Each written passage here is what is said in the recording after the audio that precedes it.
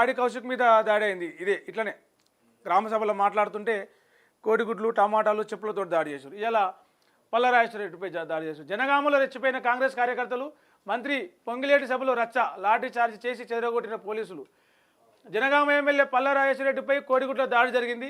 ఎర్రగుంట తండాలో మంత్రుల కార్యక్రమాన్ని అడ్డుకునేందుకు పల్లరాజేశ్వరరెడ్డి అనుచరులు ప్రయత్నించారు. ఈ క్రమంలోనే కాంగ్రెస్ కార్యకర్తలు ఎమ్మెల్యే పల్లాపై కోడిగుడ్లతో దాడి చేశారు.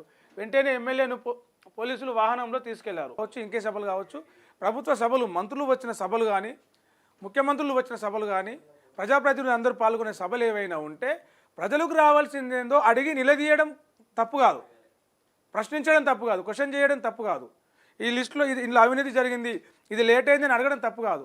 ఆ సభను మొత్తాన్ని, సభ ఉద్దేశాన్ని, సభను మొత్తాన్ని డిస్టర్బ్ చేయడం అనేది తప్పు. అక్కడ ఎవరు చేసినా, గతంలో మీరు అధికారంలో ఉండొచ్చు, మీరు అధికారంలో ఉన్నప్పుడు కాంగ్రెస్ పార్టీ కార్యకర్తలు చేసినా, బీజేపీ వాళ్ళు చేసినా, ఎవరు చేసినా మీరు రియాక్ట్ అవుతారు. ఇప్పుడు ఒక పథకం అమలు చేసే క్రమంలో, కొన్ని పథకాలు ప్రకటించే క్రమంలో ఇప్పుడున్న అధికార పార్టీలో ఉన్న కాంగ్రెస్ పార్టీ, కాంగ్రెస్ ప్రభుత్వం సభలు పెడితే ఆ సభలు నడవనీయకుండా అడ్డుకునేందుకు ప్రయత్నిస్తే, మంత్రుల కార్యక్రమాన్ని అడ్డుకునేందుకు ప్రయత్నిస్తే, అడ్డుకోకుండా నిరసన తెలిపొచ్చు కదా.